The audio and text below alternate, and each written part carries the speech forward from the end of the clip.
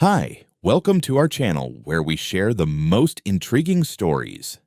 In a quiet suburban neighborhood, Owen Lamont cherished his peaceful life and the old storage shed that held decades of memories. But when Karen Maddox, the iron-fisted HOA president, set her sights on claiming his shed as community property, Owen was thrust into a battle of wits, resilience, and justice.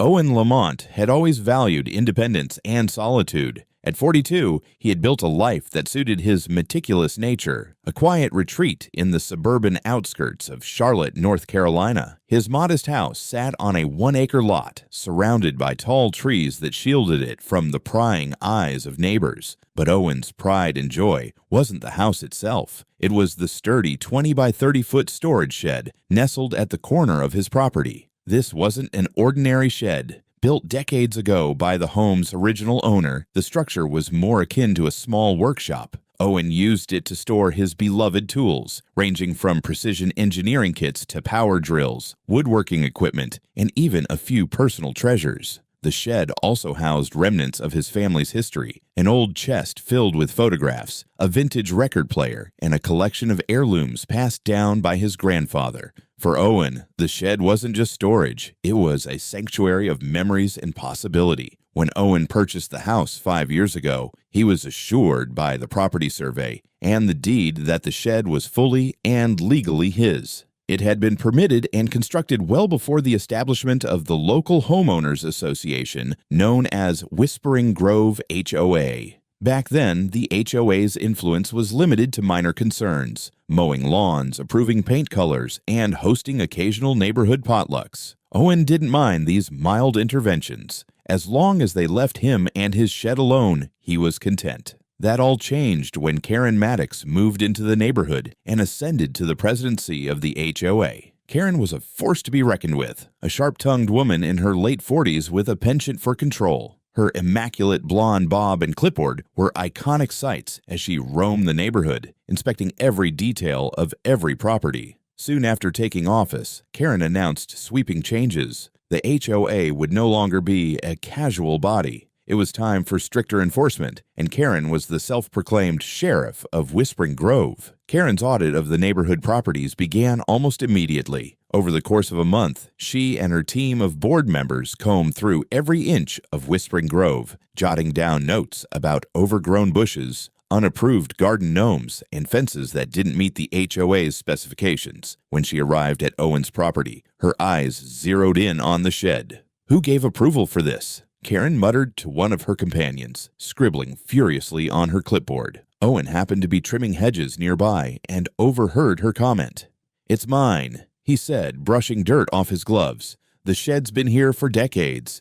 It's on my property deed." Karen narrowed her eyes at him as if she had just discovered a criminal act. "We'll see about that," she replied coldly, before marching off. At first, Owen dismissed her as another busybody neighbor. He had seen her type before, people who thrived on unnecessary drama and control. But his annoyance turned into alarm a week later when he received a certified letter from the HOA. The letter was as condescending as it was infuriating. In it, Karen and the board claimed that the shed was built on what they termed community land, and that previous HOA administrations had made a mistake in allowing Owen to use it as personal property. The letter demanded that he clear out the shed within 30 days so it could be repurposed as storage for HOA tools and holiday decorations. Owen's blood boiled as he read the letter. This was absurd. The shed was clearly on his property, and he had the documents to prove it. He immediately gathered the deed, property survey, and even the original building permits. That evening, he drafted a firm but polite response, attaching all the evidence that confirmed his ownership. He sent the packet to the HOA's office and expected the matter to be resolved swiftly. But Karen wasn't one to back down. A week later, Owen found a second letter in his mailbox. This time, the tone was more aggressive. Karen claimed the HOA's legal team had reviewed the situation and confirmed that the shed fell within the HOA's jurisdiction. The letter warned that if Owen didn't vacate the shed, he would face fines and potential legal action. Owen's peaceful life was starting to unravel. The shed that had been his haven now felt like a battleground. For the first time, he realized that this was no simple misunderstanding. Karen and the HOA weren't just enforcing rules, they were after his property, and Owen wasn't about to give it up without a fight. Owen sat at his kitchen table, staring at the second letter from the HOA. The polite veneer of their first correspondence had evaporated, replaced with an unmistakable air of threat. Karen's insistence that the shed was HOA property, despite his ironclad documents, set off alarm bells. This wasn't just a misunderstanding, it was an attack, calculated and deliberate. In response, Owen prepared another letter. This time, he copied his attorney, Mark Wallace, who had handled the property's purchase. He outlined his ownership with exhaustive detail, attaching everything from the deed to the original plans for the shed. He even highlighted the taxes he had paid annually for the structure. Satisfied, he sent the package via certified mail and hoped it would be the end of Karen's nonsense. But Karen wasn't interested in a quiet resolution. Within days, Owen began noticing strange activity around his property. One morning, he caught two men from the HOA walking the perimeter of his yard, holding clipboards and snapping photos of the shed. When Owen confronted them, they insisted they were documenting community assets. Frustrated but wary of escalating the situation, Owen demanded they leave. Later that week, Karen herself appeared. She stood on the edge of Owen's property line, flanked by two board members. "We need access to the shed," she announced loudly, as if speaking to an audience. Owen, who had been working in his garden, straightened up. "This is private property. You don't have any right to be here, let alone access my shed." Karen smiled in that infuriatingly condescending way she had perfected. "Owen, the HOA has been more than reasonable. You've had ample time to comply. If you don't clear out the structure by the end of the month, we will take further action." "What further action?" Owen snapped. Karen's expression hardened. "Fines, legal measures. We'll do what's necessary to protect the interests of the community." That evening, Owen found a flyer stuffed into his mailbox. It was from the HOA, entitled "Misuse of Community Property, What You Need to Know."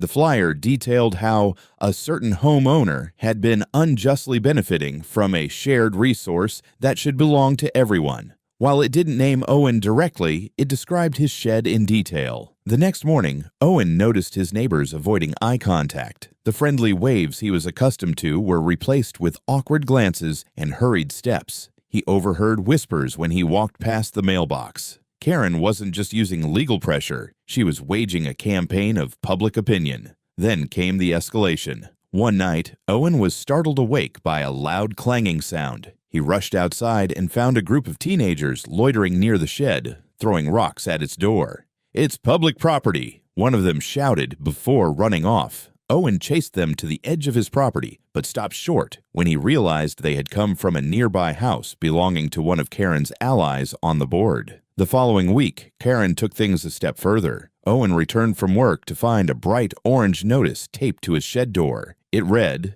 "Notice of HOA enforcement action. Unauthorized use of community property. Fines will begin accruing at $50 per day until compliance is achieved." Owen was livid. He stormed into the next HOA meeting, determined to put an end to the madness. Karen was presiding at the head of the room, surrounded by her board members, most of whom nodded at her every word like puppets on strings. "I'm here to address this ridiculous claim about my shed," Owen began, holding up the orange notice. "You have no legal basis for these fines, and I have the documentation to prove it." Karen folded her hands calmly. "Mr. Lamont, we've reviewed your documents. Unfortunately, they don't align with the original community development plans. The shed is within HOA jurisdiction, and our actions are well within our rights." Owen took a deep breath, trying to stay composed. "You're ignoring the legal ownership outlined in my deed." Karen's lips curled into a thin smile. "Ownership is a complicated thing, Mr. Lamont. The HOA's legal team has reviewed this thoroughly. If you'd like to contest it further, I suggest you prepare for court." Her words echoed in the quiet room, followed by a few murmurs from the attendees. Owen scanned the faces of his neighbors, searching for an ally. Most avoided his gaze, clearly unwilling to take sides. Karen's campaign of intimidation had worked. But Owen wasn't ready to fold. That evening, he contacted Mark and relayed everything. Mark listened intently before offering a grim warning. "They're not going to stop. Karen's made this personal. You'll need to prepare for a drawn-out fight." Owen took those words to heart. He began installing security cameras around the shed and documenting every interaction with Karen and the HOA. The next time they crossed the line, he vowed he'd be ready. Owen's once peaceful property had become a war zone. It started subtly, with strange noises in the middle of the night, rustling near the shed, muffled voices, and the faint crunch of footsteps on his gravel driveway. Then one morning, as Owen reviewed footage from his newly installed cameras, he spotted Karen herself, along with two HOA board members, standing by the shed and pointing at its roofline. Their gestures were animated, as if they were planning something. Owen seethed, watching Karen tap at her tablet, presumably taking notes. When he stepped outside to confront them, they were gone, but their intentions were clear. They weren't backing down. Later that week, the stakes were raised. Owen returned home after running errands to find his shed door wide open. His tools were strewn across the floor, boxes of personal belongings had been tipped over, and several of his family heirlooms were missing. He immediately checked the camera footage. The video showed two men in uniforms emblazoned with the HOA logo attempting to inspect the shed. They broke the lock, rummaged through his belongings, and then casually walked off as if it were their right to do so. Owen's fury boiled over. He called the police and filed a report for trespassing and theft. While the responding officers sympathized, they informed him the matter would likely be treated as a civil dispute due to the HOA's claim of jurisdiction. "Document everything," one officer advised. "This could escalate further."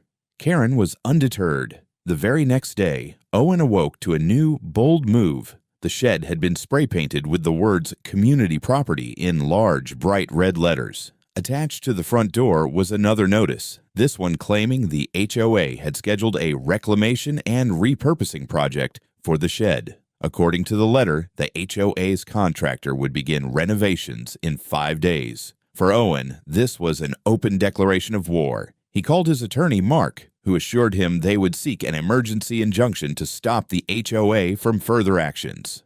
"This is outright harassment," Mark fumed over the phone. "They're trying to force your hand by making it unbearable to hold your ground." While Mark worked on the injunction, Karen's tactics grew even more audacious. One afternoon, as Owen was repairing the shed door, a truck pulled into his driveway. A man stepped out, introduced himself as a contractor hired by the HOA, and informed Owen he was there to prepare the site for demolition. "You've got the wrong property," Owen said, barely able to keep his voice steady. "No, sir," the contractor replied, holding up a work order signed by Karen. "It's for this shed." She said it's part of the HOA. Owen took a deep breath and pointed to the security cameras mounted on the corners of his house and shed. "If you so much as touch this structure, I'll send this footage to the police, and you'll be facing charges." The contractor hesitated, clearly realizing he was caught in the middle of something far bigger than he'd been led to believe. After a tense silence, he got back in his truck and left. But Karen was relentless. That evening, Owen found a crowd gathered near his property, whispering and pointing. Karen had organized an impromptu HOA meeting in front of the shed, rallying the neighbors with claims that Owen was selfishly refusing to share a resource that belonged to everyone. "He's blocking progress," Karen proclaimed loudly, her voice carrying over the murmurs of agreement. "We could use this space for tools, decorations, and even community events. Instead, it's being hoarded for his junk." Owen stormed out of his house and confronted her directly. "Enough," he shouted. "This is my property, and you know it. Stop lying to everyone." Karen's smile was ice cold. "If it's your property, Mr. Lamont, prove it in court. Until then, this shed belongs to the community." The crowd dispersed, but Owen felt the weight of Karen's words. She wasn't bluffing. The HOA's attempts to seize the shed were growing more aggressive, and she clearly believed Owen wouldn't have the resources or resolve to fight back. That night, Owen stayed up drafting a timeline of events and organizing every piece of evidence he had. Karen wanted a battle? She was about to get one.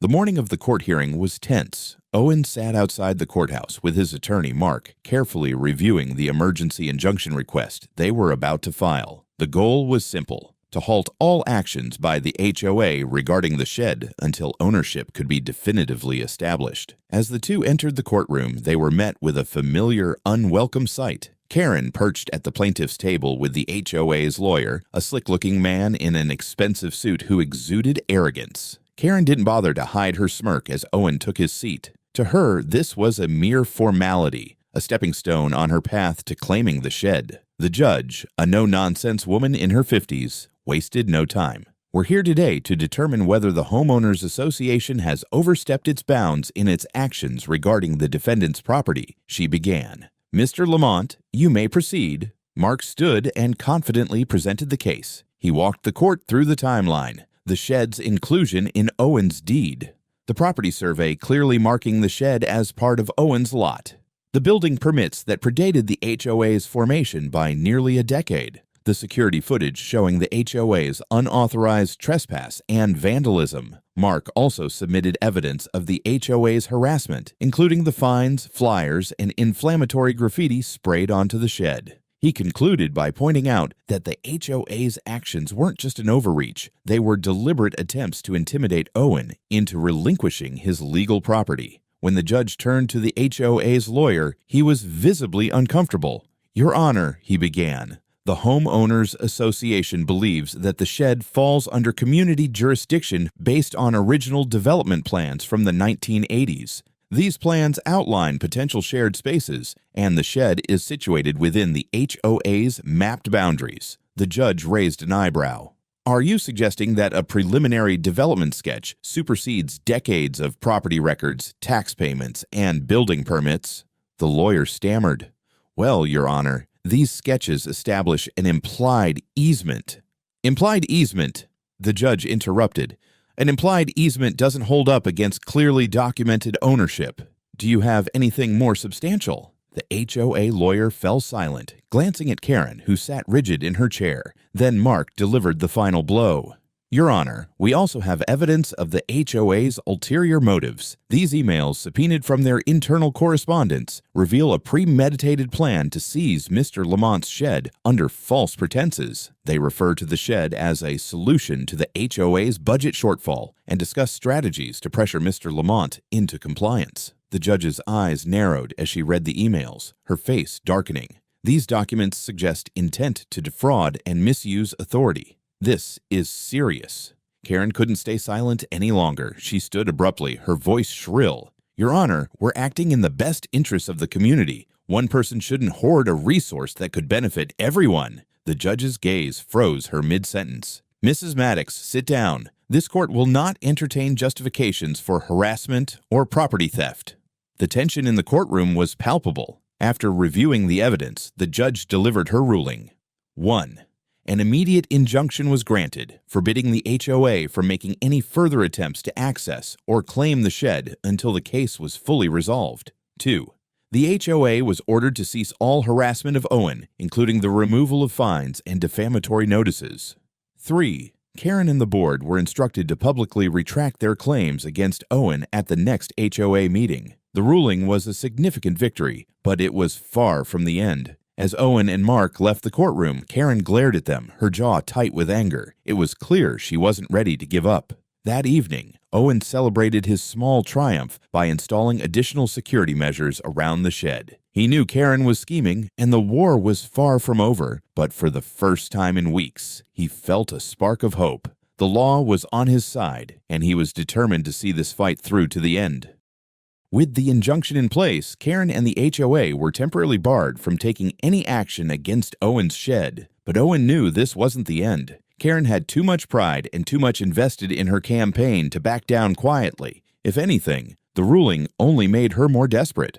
Owen and Mark began preparing for the larger legal battle. Through the discovery process, they subpoenaed all HOA records related to the case. What they uncovered painted a damning picture of manipulation, greed, and outright corruption within Karen's administration. The most incriminating evidence came in the form of internal emails between Karen and her board members. In one email, Karen laid out her intentions with startling clarity. "If we take the shed, we save at least $150,000 on storage construction. He won't have the resources to fight us for long. It's just a matter of wearing him down."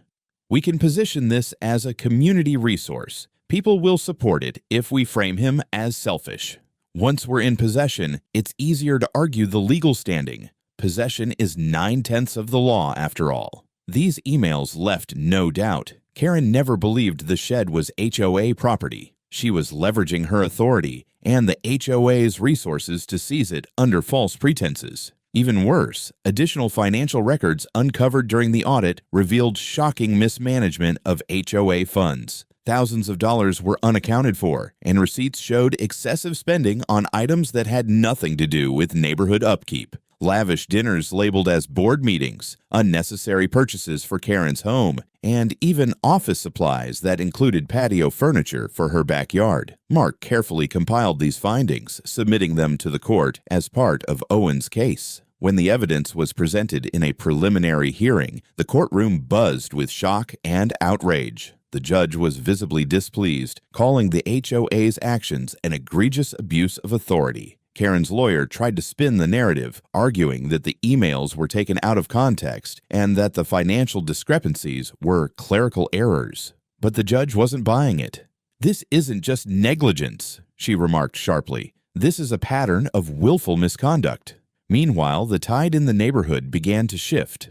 Owen had shared his findings with several trusted neighbors, and word quickly spread. Once loyal to Karen, many residents began questioning her leadership. Some even came forward with their own stories of unfair fines, arbitrary enforcement of HOA rules, and retaliatory behavior when they voiced dissent. The final blow came during a court-ordered deposition. One of Karen's own board members, Mike, had grown tired of her schemes and agreed to testify. Under oath, he revealed that Karen had pressured the board into supporting her plan to take Owen's shed. "She told us it was for the good of the HOA," Mike admitted. But really, she just wanted to cover up her financial mistakes. She thought if we got the shed, no one would notice the missing money. The judge ordered a forensic audit of the HOA's finances, extending beyond the shed dispute. The results were explosive. Over $200,000 in HOA funds had been misappropriated during Karen's tenure. This discovery triggered a cascade of consequences. Karen was immediately removed from her position as HOA president. The remaining board members resigned en masse to avoid personal liability. Criminal charges were filed against Karen for embezzlement and fraud. Owen couldn't help but feel a sense of vindication as the walls began to close in on Karen. She had tried to paint him as the villain, but now her lies and corruption were laid bare for everyone to see. Though the battle wasn't completely over, Owen finally felt like the truth had been revealed. The HOA's corruption was exposed, and Karen's reign of intimidation and manipulation was crumbling around her. As he stood in his yard that evening, gazing at his shed, he allowed himself a small smile. The fight had been exhausting, but justice was finally catching up to Karen and her cronies. The courtroom was packed for the final ruling. Neighbors, reporters, and even members of other HOAs had come to witness the culmination of Owen's fight against Karen and her corrupt administration. As Owen sat beside Mark, his attorney, he felt the weight of months of stress and uncertainty finally begin to lift. The judge, stern and deliberate, summarized the findings.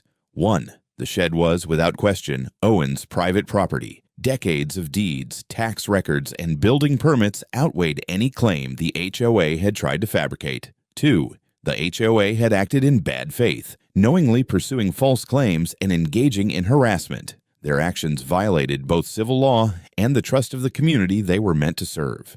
3. Karen's financial misconduct had been proven beyond doubt. Her abuse of HOA funds for personal gain was blatant, and she would face criminal charges separate from this civil case. The ruling was decisive. The court permanently barred the HOA from attempting to claim Owen's shed, ordered them to pay for all damages, including the cost of repairs to the vandalized shed, and awarded Owen a significant amount in punitive damages for emotional distress and legal expenses. Additionally, Karen and the board were held personally liable for part of the settlement, ensuring the financial burden wouldn't fall entirely on the community. As the judge's gavel struck, a wave of relief washed over Owen. It was over. Months of anxiety, late nights, and relentless battles had finally led to justice. Karen, seated across the room, looked pale and defeated, no longer the smug and confident figure she had once been. The aftermath was swift. Karen's removal as HOA president became official that day, and she was escorted out of the next community meeting by the police, to the cheers of frustrated homeowners. A new board was elected, and their first official act was to issue a public apology to Owen.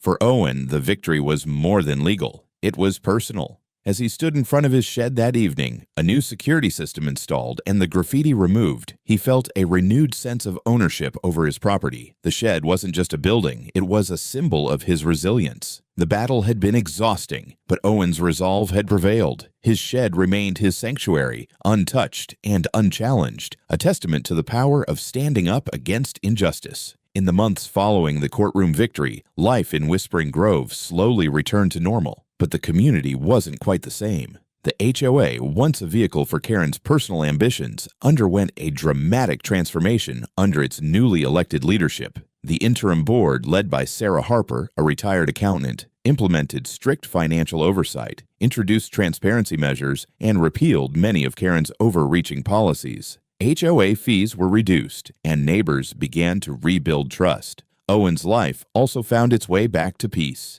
His shed, now fully restored, stood as a reminder of what he had endured and triumphed over. He added a small plaque to the interior wall, engraved with the court case number and the words, "Justice through persistence." It was a quiet nod to his hard-fought battle and a symbol of hope for others facing similar struggles. The legal case had ripple effects beyond Whispering Grove. Owen's story gained attention in local news and online forums, where it became a rallying cry for homeowners facing unjust HOA practices. Legislators even cited his case during discussions on reforming HOA regulations in North Carolina, proposing stricter limits on HOA authority and mandatory transparency in their operations. Despite his victory, Owen remained cautious. The shed now boasted an upgraded security system, and every document related to his property was meticulously filed and stored in a fireproof safe. "You never know when another Karen might come along," he joked to Mark during one of their follow-up meetings. But the experience wasn't all negative.